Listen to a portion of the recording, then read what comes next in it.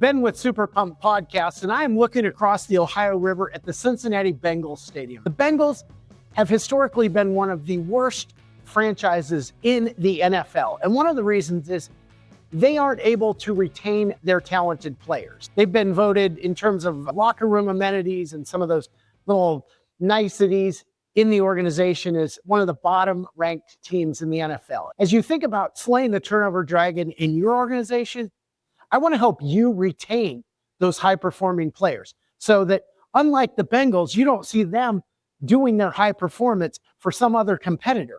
I can't tell you how many Bengals are making plays for the Falcons or this team or that team. It's just incredibly frustrating because you think, if only we kept them here, this could have been really something special. Slay the turnover dragon by retaining your people. The first thing I want to tell you is hiring bonuses. This is for employee retention, and this is a review.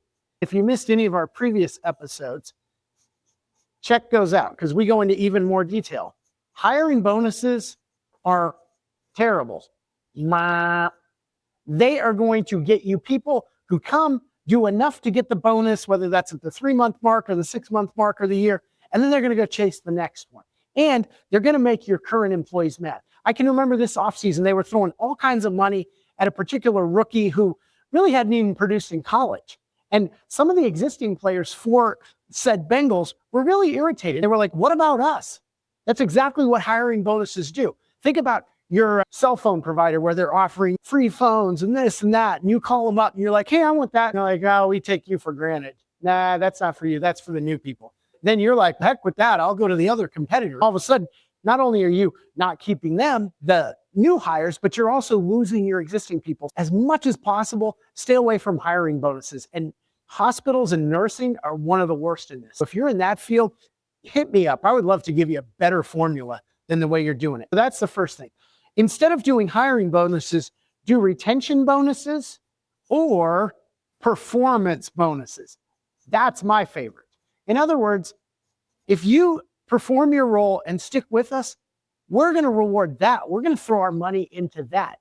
How cool is that? In our cleaning business, we had the performance and retention bonuses at Christmas when everyone needs money, of course. And then in May, when for a lot of people who had kids, were trying to pay for those summer camps or maybe put a deposit down on some kind of a little vacation or whatever it was.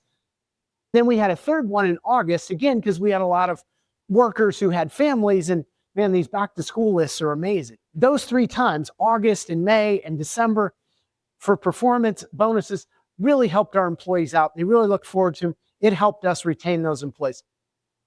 Another thing is all about promotion. Most companies believe they have a clear, defined role of how you get from whatever position you're in now to the next level. But the reality is, even though the HR people and the executive suite think you have it, most of the frontline and middle managers don't see those paths. You've got to make those paths clear. You've got to have promotion paths. Then the second part of that is promote from within. Because those are the people you already know. They're a known commodity. You're rewarding them. Think about what it does. You move this person up here, and then this is backfilled, and you're just, each person's kind of jumping up a row. Or maybe this person gets promoted, and then this one moves up over here. The more you can do that, the more you really embolden your employees to perform at a high level for you. Then there's the whole thing about bees.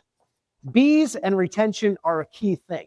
And I want you to remember 3 things about bees. First off, bees know their roles. So many organizations I see, they throw people in, and 1 minute they're doing this, and the next minute they're doing that, and then they're in trouble because they didn't do this, and it's not clearly defined job duties. My daughter went into a job, and a year and a half into it, she still didn't have a job description, and it was wishy-washy, and it just stressed her out, infuriated her, and guess what? She left that job. Have known roles. Bees know that. You have roles like worker bees, drone bees. Everyone has a role. Queen bees. Second thing is have a clear objective. For bees, they make honey, right? Everybody knows what they're doing. Whatever your honey is, whatever that sweet thing your business is doing, make clear to your employees what that is, because people want to work with a purpose. They don't just want to come and punch a clock and go home and think, why was I here? What's the purpose of me contributing significant part of my life to this. And then the final thing is chain of command.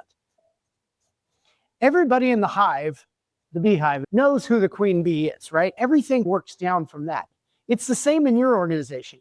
If there's an employee and they're getting directions from 5 different people, a shift lead and a GM, and there's someone, maybe an associate GM, and then a regional person and an owner. I've been guilty of this as an owner, where I'm given directives that completely contradict my managers and my frontline shift leads, and the employee just doesn't know what to do. And you know what they do when they don't know what to do and get stressed? They leave. Remember the B's. Clear roles, make something sweet, know your chain of command. And then the final thing, and this is one I've had to learn the hard way, is praise and recognition.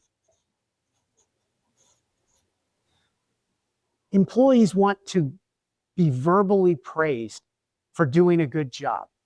Now, early on in my career, particularly in ownership and management, I thought, if I'm not saying anything, that means you're doing a good job. But that's not how people work today. They want to know they're doing a good job.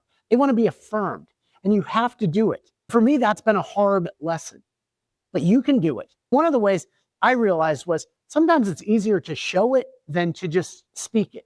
I developed a program called Spot Rewards, where I would go into particular accounts, particular business units I had, and I'd walk the floor and I'd just take a look around, see what was working. And then in my pocket, I had gift cards, and I would pull out a $25 Kroger gift card or a $15 Starbucks gift card. And I'd say, man, your break room really looks spectacular. Here's a $15 gift card. You know what? People love that. Not only praise them, but recognize them, give them spot rewards, continue to encourage the behaviors you want. If you can do all these things, or even pieces of these, you are well on your way to retaining your people, not being like the Bengals and losing all your great people and having them perform for someone else. If you do that, you're going to slay the turnover dragon. You're going to keep more money. You're going to be happier in your role. Your people are going to be happier. Life is going to be bliss. Thanks for joining me today. If you want any help with this, hit me up at superpump.com. Thanks for joining me, and I hope to see you next time.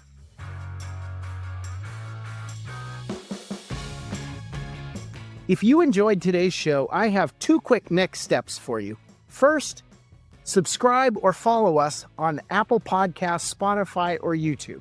Second, jump on over to superpump.com to find out all the incredible ways we can help you launch your super pumped business.